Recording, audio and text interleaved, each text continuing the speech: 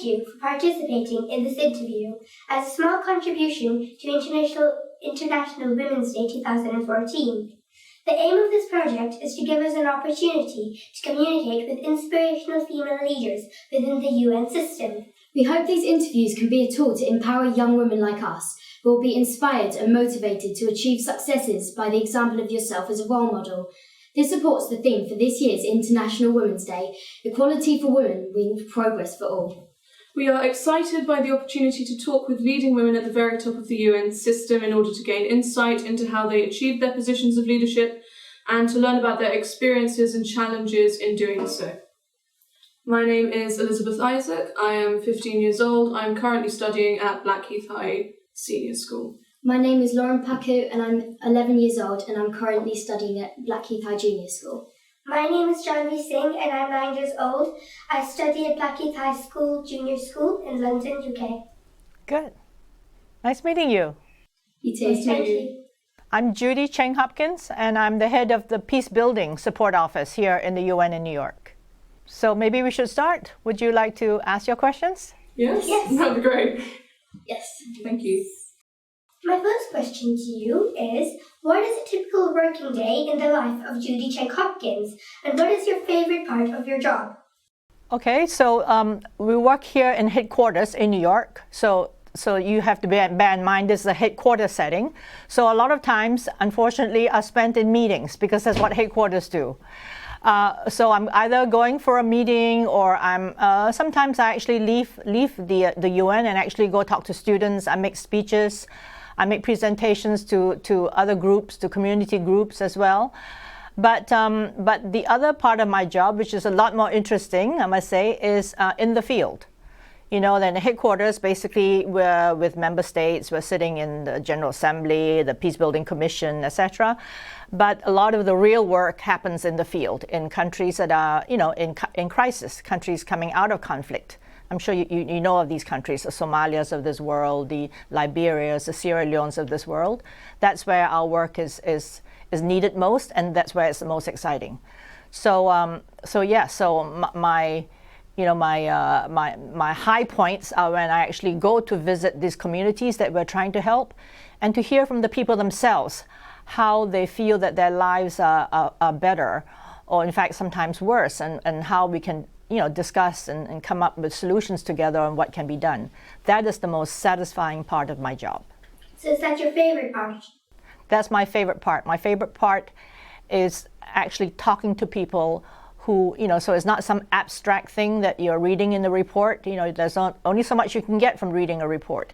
You have to have face-to-face. You have to look the woman in the eye, the woman, who's lost her husband and her child and is really trying to survive in this environment. And, and what can we do? Can we bring in some livelihood activities? Can we help train her? Give her some microcredit so she can start a living? That is what is most satisfying about this job. Right. My second question to you is, what is it like to be a woman working for the UN across countries with different cultural expectations of women? That's a very interesting one. Again, there's both headquarters and the field. So I want to be very clear. We're talking from the point of view of headquarters, New York, but a lot of what goes on in the countries that we're helping. So in New York, of course, is a different thing. It's like in London.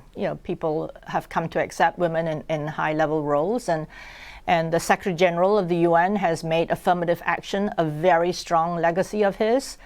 To the point where now women in senior positions are, a very, very commonplace. And I don't know the statistic today, but it's very high. It's definitely higher than it was 10, 20 years ago, when to see a woman in a high-level position is truly rare. It's truly rare, not today. So that is headquarters. Now in the field, again, depending on what country you're going to, people's attitudes towards women change. So I just want to tell you a funny story. In certain cultures, men do not shake the hands of women. So even though I may be the most senior person, I may be the one bringing millions and millions of dollars, my hands are not the ones they shake. They shake the hands of others around me who are men, who are probably in less critical positions. So one day I actually pulled aside a certain gentleman from one of these cultures, and said, look, nobody is looking, and it really means a lot to me for you to shake my hand. Will you shake my hand, please? And he did. So it's something I laugh about. We joked about it, and I don't know, maybe sometimes we have to be, my style of working both in the office and outside is pretty informal. I like to be very human, talk to people in a very frank manner, and I like to inject always a sense of humor, because I really think it's so important, not to take yourself so seriously. Yes, I take myself seriously, but not to the point where I think it interrupts with what I'm trying to do. So in this kind of a case, by sort of asking what I asked, look, nobody is looking, sir. Why don't you shake my hand? It means a lot to me. So that breaks the ice with him, and maybe we ought to be doing things sometimes a little bit non-traditional like that, for this world to get along better. I agree. Very, very good answer. What was life like when you were in high school, and when you were in high school, what was your dream job? I'm not the model, so you shouldn't listen to me on that one. I wasn't the model high school student. I was not a very good student. I was a little bit cheeky and naughty, so I always got in trouble. But I suppose the good news is, when I do talk to people, to students in school, that it's it's not over. It's not too late, because eventually the day will come when you meet a teacher or you come across a topic and subject that's so exciting and so riveting, and you want to learn more about that particular subject, and the teacher is so good and the teacher pushes you further and you want to learn more. That's when the change happens, from going to school and being bored sometimes by lessons. I think, and that's why I think teachers are so important. The students are important too. You have to be motivated, but the teacher is the one that can light that fire in you. And when that happens, I think then you change, and then you start gravitating towards the subjects that interest you, and you want to learn more and read more. And so just because I was not a very good student early on, because I was not excited by the topics, but later on was turned on by it, means that there's hope for everybody, even the bad students amongst you. Who inspired you when you were in school, and who inspires you now? I was, depending when in school, of course, in my high school years were the years where I wasn't, as I said, the model student. I was always the cheeky one. I was getting in trouble. I was even thrown out of school once or twice, but I managed to talk my way back in, or at least my parents talked my way back in. And then, as I said, when I started being really interested in topics, so would you believe, even though I'm sitting in this job I'm sitting in now, what really turned me on was Shakespeare. When I started studying about Shakespeare, about life back then, about power and what power does to people, that intrigued me. And maybe that was the beginning of my interest in politics, from Shakespeare, really. So that changed everything. So that was, as I said, the early days. But in the later in university or in college or in university, I grew up in the 70s. When the women's liberation was just about starting. I'm sure you read about it. So I think who I really admired were women, because it's so rare in my day. It was still rare in my day to have women speak up very articulately, very self-confidently, assertively, not rude, not, but really assertively and confident in what they say, and very articulate, and really, and facing men, in a room, and having these positions, that really, I was so impressed by that, and especially also when women, again in my day, when women were serious, they were meant to be, very serious looking, dressing very conservatively, and they were the ones considered the intellectuals and the smart ones. But in my time that I was coming of age, it started changing. Women didn't have to be that way. Women could look good. A woman could look sexy and still be intelligent and speak in a very articulate manner. So my professors that were in that mode, I had one particular professor, actually she was British. She is British. Was one of those very outspoken ones, but so smart, and I learned so much from her.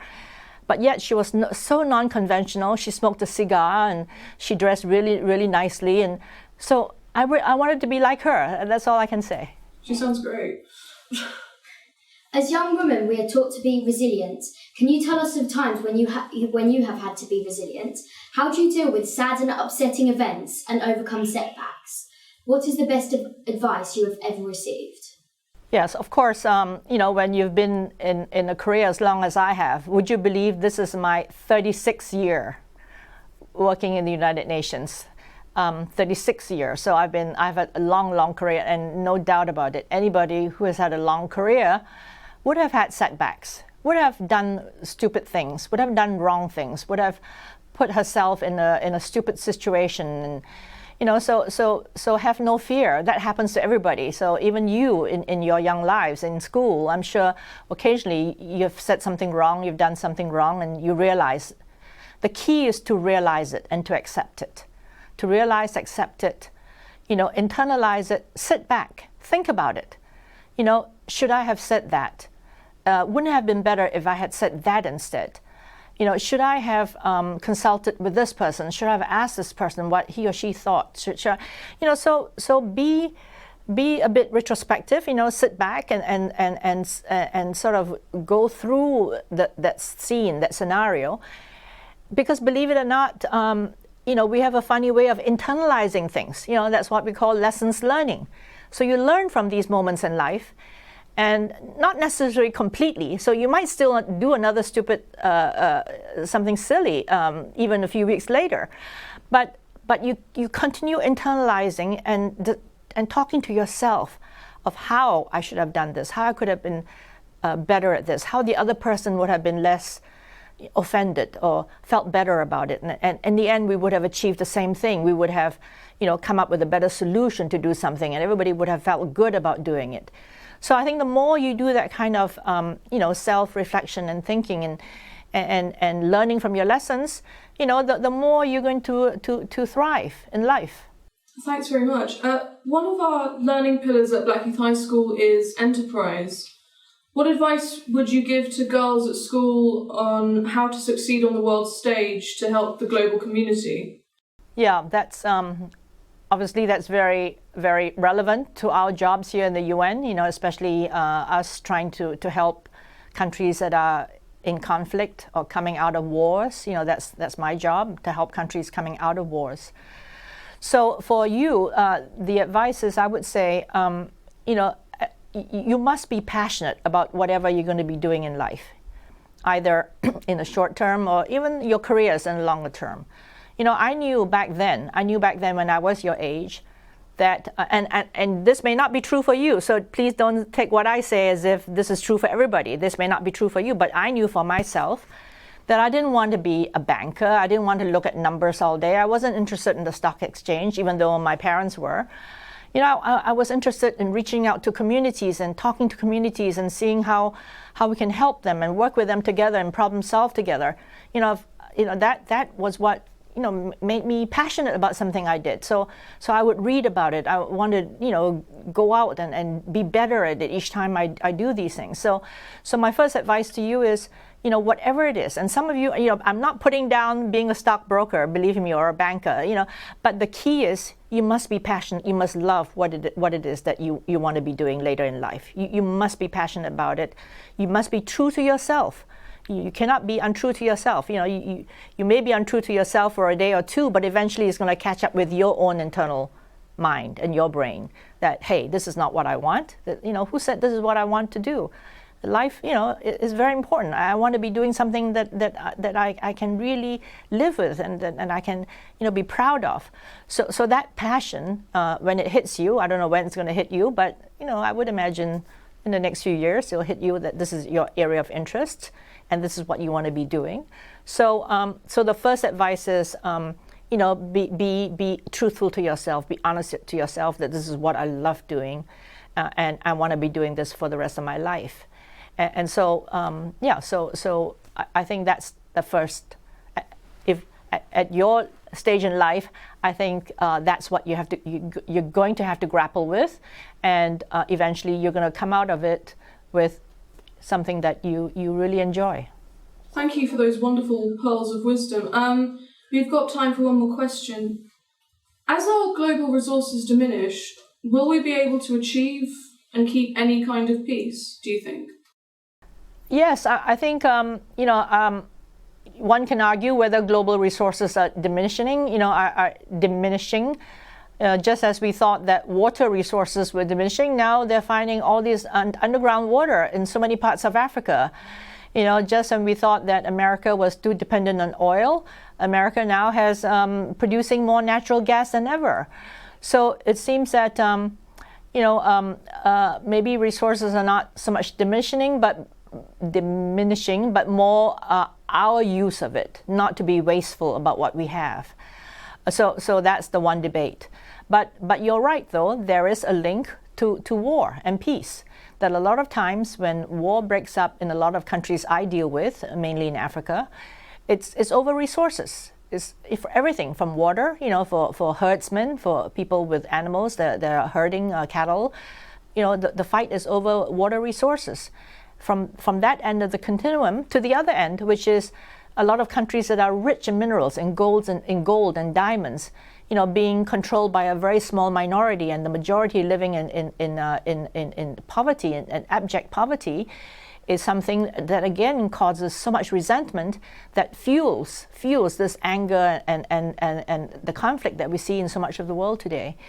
So one has to be mindful of it, but on the other hand, I'm also, I have to be optimistic because I'm in this business of trying to build peace. So obviously I must believe in what I do, and I really believe that when you get the equation right, when eventually all warring parties, as we see throughout time, will lay down arms. People cannot go to war forever. Eventually, there's such a thing of being tired of war, and so people are ready then at that moment to talk about peace, how our life can be better. And that's when we come in to sort of push a little bit this more optimistic thinking, so that people again can then put their differences together and work together towards a better future for their children especially. Thanks very much. I believe that's all the time we've got. So you've given some really brilliant answers, and you really helped us in learning what we would like to know from you. So thank you very, very much. Thank you. I'm very happy, and I'm very happy to talk to you, and I really wish you the best for a beautiful, beautiful future. Thank you. Thank you. Thank you. You too. Bye. Bye. Bye. Bye. Bye. It's been great talking to you. Thank you.